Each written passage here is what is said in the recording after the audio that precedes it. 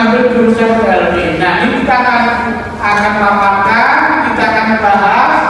Untung banget loh. Kan kalau gak tahu kayak itu kerjanya cuma ngomong, ya kan? Ngalor ngidul, ya. Makan gratis, di hotel gratis, perjalanan gratis, dapat bonus, dapat bayaran juga kan? Itu awalnya seperti itu. Seperti apa kok bisa merangsang seperti itu? Maksudnya merangsang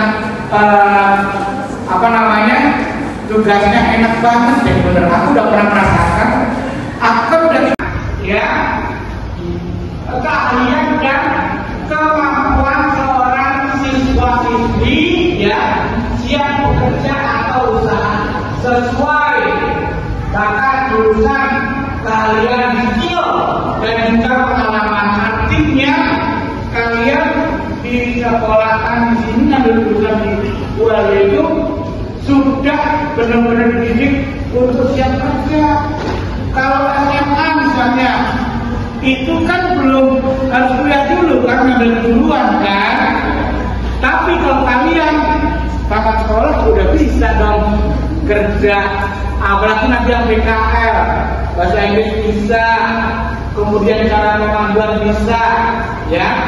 Tapi kayaknya Bu Satika ini udah lupa dengan muslimisasi, ya. Udah lama banget gak pernah PKL di sana. Ada baru belum tahu. Tapi memang bukan masalah apa-apa. Satika ini gimana ya Bu? Aku sama dulu yang orang Satika.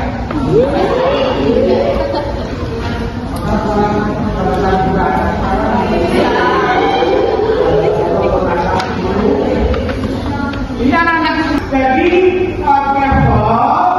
dikelola oleh perusahaan atau perorangan yang bekerja sama dengan travel agen dan banyak ya membutuhkan tenaga ahlian ya.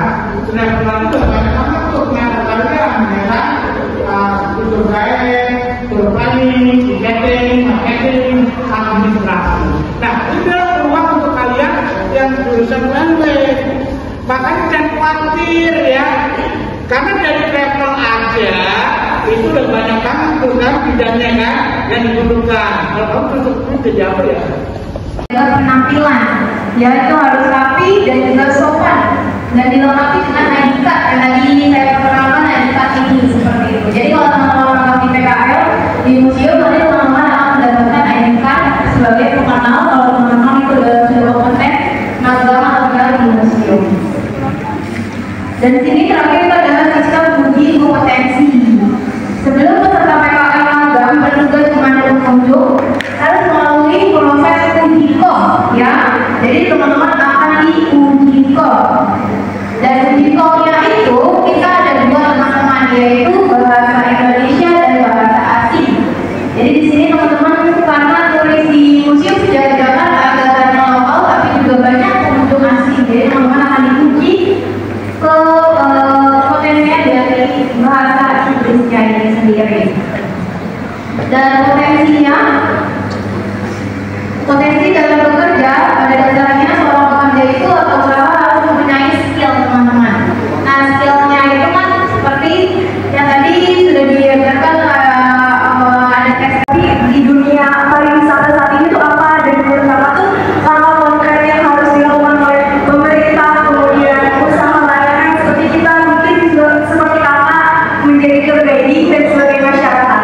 Contohnya kayak misalkan kemarin kita mohon maaf ada sedikit konflik dan itu di situ kayak kita agar lancar saat menjadi pemandu wisata. Terima kasih.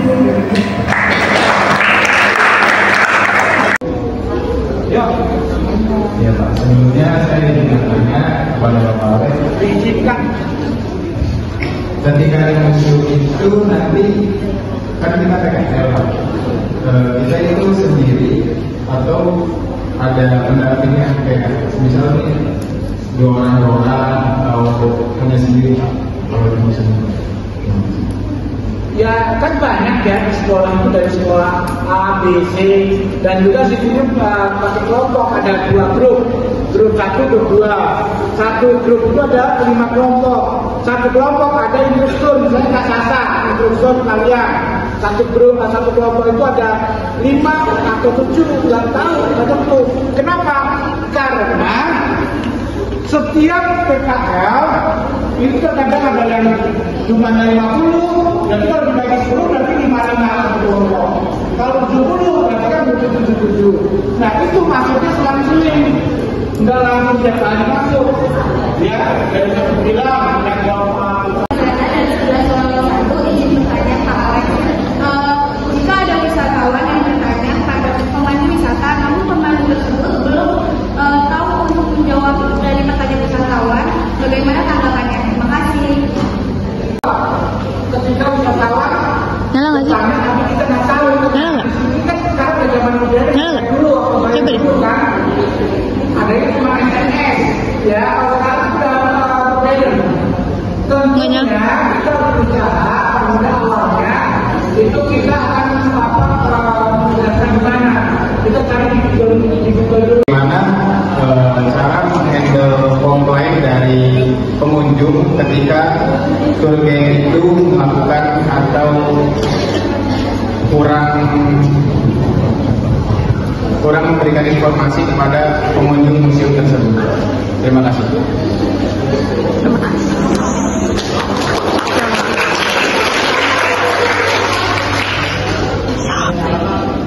Parah, masa nggak ada sih? Ya cara menghandle ya bagaimana kalau ada komplainan bahwa tour guide museum kurang menguasai ya. Nah itu tergantung yang komplain itu tingkatan apa dulu ya. Jadi harus punya teknik dasar, belajar dasar seperti itu ya. Terus gimana cara jalan cepat? Kan kalau aku helmnya lemot gitu. Nah kalau misalkan ada satu pengunjung yang jalan kencang atau ya kita harus bisa mengimbangi seperti itu. Karena tidak semua pengunjung itu jalannya bahkan bisa sama gitu ya. Kemudian simpan pola apa tuh greeting kan? Tempatnya good morning, welcome to Jakarta Museum. I think you can enjoy here. Terus sambil jadi kita kayak tunggu itu bahasa itu harus ada ya. Jadi kalau kayak terpaku dia nggak bisa begitu. Siapa yang dibayar kalau masuk gitu ya. Kalau jadi ada simbol dan lawan ada simbol. Kemudian jadi ada yang kan. Assalamualaikum warahmatullahi wabarakatuh. Sebelumnya izinkan saya mengenalkan nama saya Fadila dari kelas 10 olahraga. Saya bertanya, bagaimana cara kita menjaga profesionalisme ketika kita menghadapi keluhan? Terima kasih. Bagaimana cara kita menjaga Jadi kita secara profesional, kita menghadapi keluhan, ya. Jadi kita harus profesional, nggak boleh gegabah hadapinya. Ya kita harus pertama senang, misalkan saya komplain ini sama kalian. Ya udah nggak apa-apa, kita malah boleh mengusulkan gitu kan. Nanti akhirnya komplain itu malah berbalik senang kan gitu ya. Itu contoh satu. Yang kedua ya, kita harus profesional dalam menghadapi masalah komplain itu dengan cara kita harus benar-benar memikir ya dengan pikiran yang tajam ya, yang tanggap ya, juga nggak boleh biasa aja. Ayo berdiri dong, berdiri dong. Say, nah. Inilah cowok yang cool.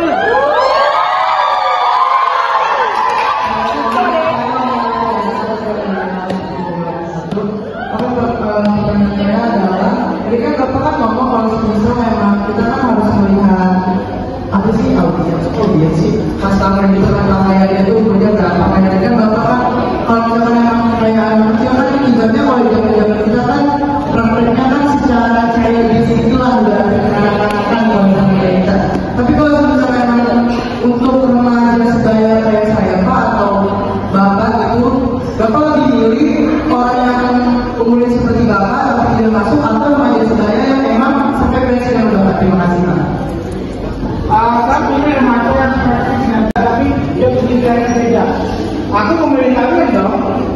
karena bisa masuk ke jiwa kalian daripada masuk yang sama-sama dewasa kayak saya dan pendidikan saya, tapi udah pendapat kan seperti kamu, ya pilih kamu, ya kan? Tapi ya, itu pemikirannya, pemikirannya, saya pemikirannya adalah